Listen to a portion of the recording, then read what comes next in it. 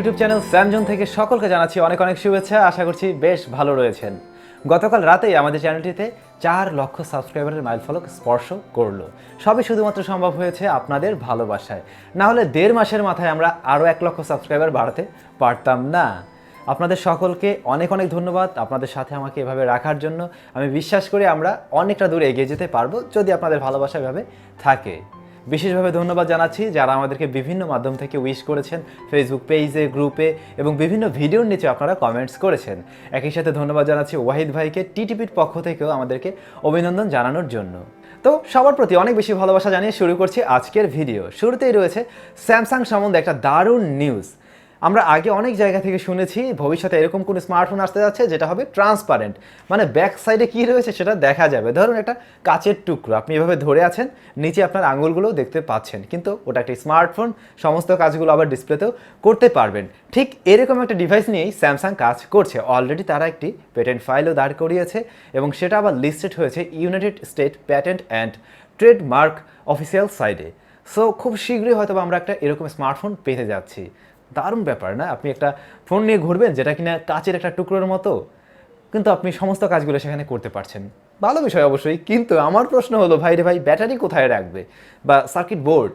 আমার যেমন মনে হয় এই স্মার্টফোনগুলোর উপরে নিচে হয়তোবা চিন থাকতে পারে, যার মধ্যে হয়তোবা কোনোভাবে ঠেসে ঠুসে এই সমস্ত জিনিসপত্র ঢুকিয়ে দেওয়া হবে। দেখা যাক স্যামসাং আমাদের জন্য কী ডিভাইসটা নিয়ে আসতে পারে। বরাবরের মতো নিউজ রয়েছে রিয়েলমির তরফ থেকে। রিয়েলমি 7 এবং 7 প্রো লাস্ট কিছুদিন আগে ইন্ডিয়াতে লঞ্চ করা হলো। এবার তার ছোটো ভাই উকে দিচ্ছে রিয়েলমি 7i, যেটা আরেকটু কম দামে পাওয়া যাবে এবং এই স্মার্টফোনটা এই মাসের 17 তারিখ ইন্দোনেশিয়াতে লঞ্চ করা হতে যাচ্ছে। হয়তো বাংলাদেশেও কখনো লঞ্চ হতে পারে।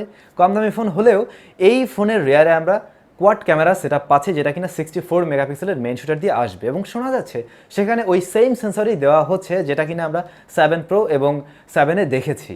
তাহলে বলা যায় কম টাকার মধ্যে আমরা আরও একটি ভালো ক্যামেরা ফোন পেতে যাচ্ছি খুব শীঘ্রই।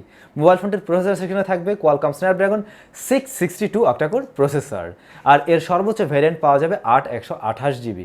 5000 মিলিঅ্যাম্পিয়ারের ব্যাটারি থাকছে এই ফোনে, 18 ওয়াটের ফাস্ট চার্জিং সিস্টেম দিয়ে আসবে। তো মোটামুটি ভালো প্যাকেজ। যদি কম দামে আসে তাহলে অবশ্যই ভালো কিছু, আর বাংলাদেশেও যদি আসে তাহলে অবশ্যই আমাদের চ্যানেল থেকে এর ফুল রিভিউ পেয়ে যাবেন। আগামীকাল লঞ্চ হতে যাচ্ছে Poco M2। Poco M2 pro কিন্তু অলরেডি আমরা পেয়েছি, যেটা একটা রিব্র্যান্ডেড ফোন ছিল। এবারের এই পোকো M2 যেটা, সেটাও মনে হচ্ছে একটি রিব্র্যান্ডেড ফোন। রেডমি নোট 9 এই স্মার্টফোনটাই হয়তো রিব্র্যান্ডেড হয়ে ইন্ডিয়াতে লঞ্চ হতে যাচ্ছে পোকো M2 নামে। তো এই ফোনে কী কী আছে আপনারা হয়তো অলরেডি জানেন। কোয়াড ক্যামেরা সেটআপ রয়েছে 48 মেগাপিক্সেলের মেইন শুটার, সেখানে প্রসেসর হিসেবে থাকছে মিডিয়াটেক হেলিও Z85, আর ব্যাটারি হিসেবে থাকছে 5020 মিলিঅ্যাম্পিয়ারের ব্যাটারি, 18 ওয়াটের ফাস্ট চার্জিং সিস্টেম। পোকো আসলে বারবার শুধু রিব্র্যান্ডেড করছে, যেটা একটু পরিবর্তন করে নিজস্ব ফোন নিয়ে আসা অবশ্যই উচিত বলে আমি মনে করছি। সুখবর রয়েছে যারা কিনা OnePlus Nord কিনতে চাচ্ছেন অথবা কিনে ব্যবহার করছেন, তাদের ফোনে অলরেডি কিন্তু একটি সফটওয়্যার আপডেট আসা শুরু করেছে। আপনি যদি না পেয়েও থাকেন খুব শীঘ্রই পেয়ে যাবেন, এবং এই আপডেটের মাধ্যমে বেশ ইমপ্রুভ করা হয়েছে। অনেকটা ইমপ্রুভমেন্ট লক্ষ্য করবেন, যেমন ডিসপ্লের ক্ষেত্রে ইমপ্রুভমেন্ট পাবেন, ফ্রন্ট ফেসিং ক্যামেরাতে, ইআইএসের বিষয়ে, তারপরে ম্যাক্রো শুটারে এবং পাওয়ার কনজাম্পশনের ক্ষেত্রেও আপনি বেশ কিছুটা ইমপ্রুভমেন্ট লক্ষ্য করবেন। সো হয়তো আগের চাইতে আরেকটু বেটারভাবে এই ফোনটা ব্যবহার করার সুযোগ পাচ্ছেন। ওয়ানপ্লাসের তরফ থেকে আরও একটি নিউজ রয়েছে। গিগবেঞ্চে তাদের নতুন একটি স্মার্টফোন দেখা যাচ্ছে, যেটার ব্যাপারে হয়তো আমরা কিছুদিন আগে জেনেছিলাম, কারণ এই মোবাইল ফোনটার প্রসেসর সেকশনেও দেখা যাচ্ছে কোয়ালকম স্ন্যাপড্রাগন 6905G প্রসেসর দিয়ে আসবে। তাহলে অবশ্যই এটা কম দামি একটি ফোন হতে যাচ্ছে, আর এর মডেলটি হচ্ছে BE2029। হয়তো আবার একটা OnePlus-এর কম দামি ফোন আমরা পেতে যাচ্ছি, তবে বাংলাদেশে আসলেই তো দাম বাইরে যায়, লাভটা কি? স্যামসাং প্রেমীদের জন্য আবার সুখবর। এ মাসের 10 তারিখ দুপুর 12টায় স্যামসাং গ্যালাক্সি M51 স্মার্টফোনটি ইন্ডিয়াতে লঞ্চ হতে যাচ্ছে। ইন্ডিয়াতে লঞ্চ হওয়া মানে বাংলাদেশে আনঅফিসিয়ালভাবে এভাবে হাঁটি হাঁটি করে চলে আসা, যেটা হয় আর কি।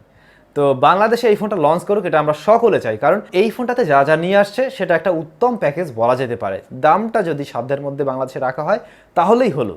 মোবাইল ফোনটাতে আমরা সুপার অ্যামোলেড প্যানেল পাচ্ছি, হয়তো সেটা 90 হার্টজ বা হায়ার রিফ্রেশ রেটের নয়, তারপর আমি বলবো এটা বেশ ভালো একটা ডিভাইস হতে যাচ্ছে।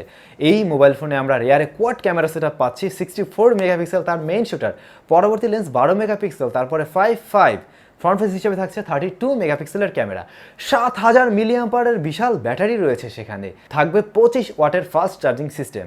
ইন্ডিয়াতে এই ফোনের বেস ভেরিয়েন্টের দাম যতদূর সম্ভব রাখা হতে যাচ্ছে 24,000 রুপি।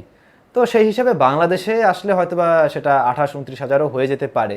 তবে বাংলাদেশে লঞ্চ করে কম দামে এই ফোনটা নিয়ে আসুক, এমনটাই আমি চাইবো। এই ফোনের প্রতি কার কার উৎসাহ রয়েছে অবশ্যই কমেন্টস করে জানান। আসল কথাই বলতে ভুলে গিয়েছি, এই ফোনের প্রসেসর থাকবে কিন্তু Qualcomm Snapdragon 730G octa-core processor, যেটা গেমিংয়েও বেশ ভালো পারফর্ম করে। মটোরোলার তরফ থেকে খুব শীঘ্রই একটা মিড রেঞ্জের স্মার্টফোন আসতে যাচ্ছে। মটোরোলা বেশ ভালো কাজ করছে। তাদের নতুন ফোনের মডেলটি হচ্ছে Z9 Plus, এবং এই মোবাইল ফোন ডিসপ্লে থাকবে যা ফুল এইচডি প্লাস রেজুলেশনের, হয়তো 90 হার্টজ রিফ্রেশ রেট থাকার পসিবিলিটি রয়েছে, এবং এর রেয়ার থাকছে 64 মেগাপিক্সেলের মেইন শুটার। প্রসেসর সেকশনে থাকবে Qualcomm Snapdragon 730G octa-core processor, যেটা ওই স্যামসাংয়ের ফোনটিতেও আসতে যাচ্ছে। আর এই মোবাইল ফোনে আমরা 5000 mAh ব্যাটারি পাবো, 30 ওয়াটের ফাস্ট চার্জিং সিস্টেম দিয়ে আসবে এই স্মার্টফোন। হয়তো একটু কম দামে লঞ্চ করবে, বাংলাদেশে লঞ্চ করার কোনো সম্ভাবনা নেই, ইন্ডিয়াতে এটা লঞ্চ হওয়ার পসিবিলিটি রয়েছে, তবে হয়তো আনঅফিসিয়ালভাবে আমরাও পেতে পারি। তো বন্ধুগণ, আজকের আয়োজন ছিল এটুকুই। এবারে আমি লাস্ট ভিডিওতে যারা কমেন্টস করেছেন সেখান থেকে তিনটি কমেন্টসের অ্যান্সার দিয়ে যাচ্ছি। শুরুতেই রয়েছেন মাসুদ রানা ভাই, কোন ফোনটা কিনলে ভালো হয়, ইনফিনিক্স নোট 7 নাকি টেকনো পুভার 4? আমার যেমন হয় ভাইয়া, ইনফিনিক্স নোট 7 নেওয়াটাই আপনার জন্য ভালো হবে। দুইটা ফোনেই তো আমি রিভিউ করেছি এবং আমার কাছে ছিল, আমার দেখার পরে মনে হলো ইনফিনিক্স নোট 7টা বেশ ভালো হবে। সাইবার ব্যাংক ওয়াইটি ভাই, ফোনে এডিট করার জন্য একটা ভালো অ্যাপ্লিকেশন লাগবে, সেফ অ্যান্ড সিকিউর। ভাই আপনি এখানে লেখেননি আসলে ফটো এডিট করবেন নাকি ভিডিও এডিট করবেন। যদি আপনি ভিডিও এডিটিং করতে চান তাহলে কাইনমাস্টার প্রো ব্যবহার করতে পারেন, অ্যান্ড্রয়েডের জন্য একটি ফুল ফিচার্স ভিডিও এডিটিং সফটওয়্যার, যেটা বেশ ভালো হবে, সেফ অ্যান্ড সিকিউরও বটে। আর যদি আপনি ফটো এডিটিং করতে চান তাহলে আপনি বিভিন্ন রকমের অ্যাপ্লিকেশন পেয়ে যাবেন, লাইটরুম রয়েছে, তারপরে পিক্সাআর্ট রয়েছে, এই সমস্ত জিনিসগুলো ব্যবহার করতে পারেন, নট ব্যাড। আফরোজা মিম ভাই, মোবাইলের ব্যাটারি কেন নষ্ট হয়? এটা খুব স্বাভাবিক ব্যাপার, মোবাইলের ব্যাটারি নষ্ট হবে, এটা হওয়ারই কথা, কারণ একটা ব্যাটারির তো রিসাইকেলের টাইম রয়েছে, একটা রিসাইকেল করতে করতে যে কোনো একটা টাইমের পরে এটা নষ্ট হয়ে যায়। তবে হ্যাঁ, এর বাইরে গিয়েও সেটা নষ্ট হতে পারে অনেক সময় আমাদের ব্যবহারের ভুলের কারণে। ধরুন অতিরিক্ত যদি ফোন গরম হয় সেই ক্ষেত্রে নষ্ট হতে পারে। আপনি এমন কোনো জায়গায় রেগুলার ফোনটাকে রাখছেন, সেখানে হয়তোবা অতিরিক্ত গরম হয়ে থাকে বা সেটার উপরে তাপমাত্রার প্রভাব পড়ে। যেমন অনেকেই কিন্তু বাইকিং করেন, ফোনটাকে অনেক সময় বাইকের সাথে মাউন্ট করে রেখে দেন, সারাদিন সানলাইট পড়তে থাকে, সেই ক্ষেত্রেও কিন্তু ব্যাটারির ড্যামেজ হতে পারে, একই সাথে ডিসপ্লেতেও প্রবলেম হয়ে যায়। তো এই ধরনের বিষয়গুলো থাকে। খারাপ চার্জার ব্যবহার করলেও সমস্যা হতে পারে, আর যদি কোম্পানি থেকে ম্যানুফ্যাকচার হওয়ার সময় খারাপ কিছু হয়ে আসে সেটা তো রয়েছে। এই সমস্ত কারণে আসলে ব্যাটারিগুলো নষ্ট হলেও হতে পারে। তো আশা করছি আজকের ভিডিওটি আপনারা এনজয় করেছেন। সবাই অনেক বেশি ভালো থাকবেন, সুস্থ থাকবেন। দেখা হচ্ছে আগামীকাল আগামী ভিডিওতে।